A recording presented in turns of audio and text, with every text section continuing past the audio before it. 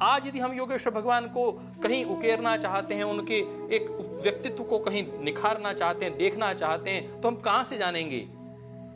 क्या ये कपोल कल्पित किसी ग्रंथ के माध्यम से जानेंगे कि योगेश्वर भगवान कैसे थे, या उनके विचारों के प्रतिबिंब के माध्यम से जानेंगे? तो मुझे लगता है कि विचारों के प्रतिबिंब के माध्यम से हम जब खोजने की कोशिश करेंगे तो योगेश्वर भगवान कृष्ण का यह विराट व्यक्तित्व दिखाई देगा।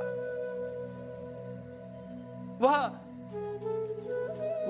महापुरुष हैं, वह महामानव हैं, वो सामान्य मानव नहीं हैं, वो दिव्य मानव हैं, वो भागवत पुरुष हैं, डिवाइन पावर्स हैं उनमें।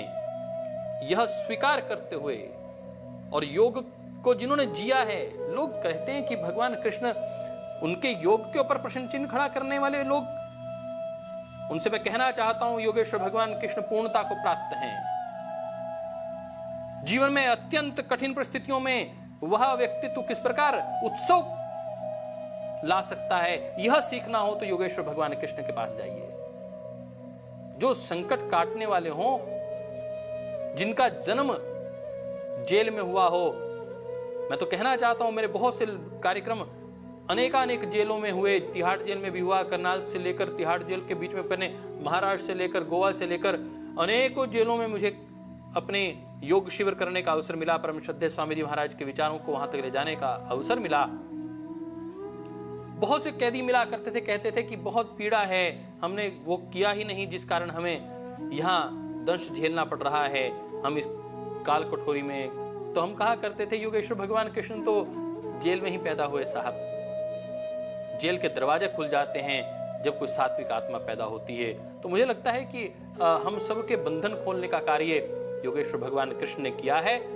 वैचारिक बंधन खोलने का अवसर है आप सब लोगों के लिए। यदि आप योगेश्वर भगवान कृष्ण को जानना चाहते हैं तो आपके वैचारिक बंधन खुल जाएंगे। और यदि आप राष्ट्रीयता के इस भारतीय संस्कृति के उद्भव को, उन्नयन को चाहते हैं, तो हम मां भारती के उस गौरव पुत्र ललाट के को चमकाने वाले ऐसे दैदीप्यमान स्टार योगेश्वर भगवान श्री कृष्ण के चरित्र का हनन करने वालों को मैं निवेदन करना चाहता हूं कि बहुत प्रामाणिकता के साथ आप महाभारत का अध्ययन करिए, गीता का अध्ययन करिए, और तब किसी अलंकारिक भाषाओं में ना जाइए, मन की भाषाओं में ना जाइए।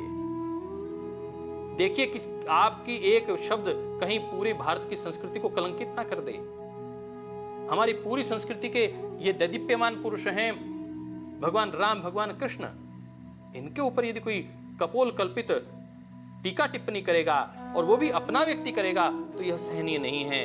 आप सबको जागरूक होना है और जागरूक होके अपनी संस्कृति का गौरव गान करना। और जो संस्कृति के गौरव गान करने वाले हमारे पुरुष हैं, तो वो उस पुरुष का हमें पौरुष, उनका विवेक, उनके ज्ञान की प्रतिष्ठा, उसको और अधिक प्रकाशित करना है। आइए, यह अवसर है योगेश्वर भगवान कृष्ण के चक्रधर स्वरूप को जागृत करने का, उनके योगेश्वर के जो पौरुष का जागरण करने का, उनके ज्ञान, विवेक, भक्ति को जागृत करने का। किस प्रकार की वो बात कहते हैं, कितनी गहरी बात कहते हैं। जातस्य ही ध्रुव मृत्यु, अरे मरने से डरता क्यों है? जातस्य ही ध्रुव मृत्यु, जिसका जन्म हुआ है उसकी मृत्यु तो निश्चित ही है। जातस्य ही ध्रुव मृत्यु, पैदा होते ही गीता पढ़ा दीजिए, डर ही नहीं होगा।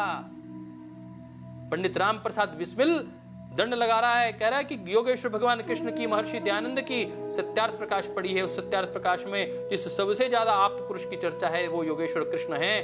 और वो योगेश्वर कृष्ण कह रहे हैं जातस्य ही ध्रुव मृत्यु, तेरा जन्म हुआ है, मृत्यु तो होगी, परंतु एक एफिडेविट और साथ में दे रहे हैं, ध्रुवम जन्म मृतस्य चह, जिसकी मृत्यु हुई है उसका जन्म भी अवश्य होगा। इसलिए घबराने की आवश्यकता नहीं, ये तो केवल मात्र कपड़े बदलने के लिए जाना है।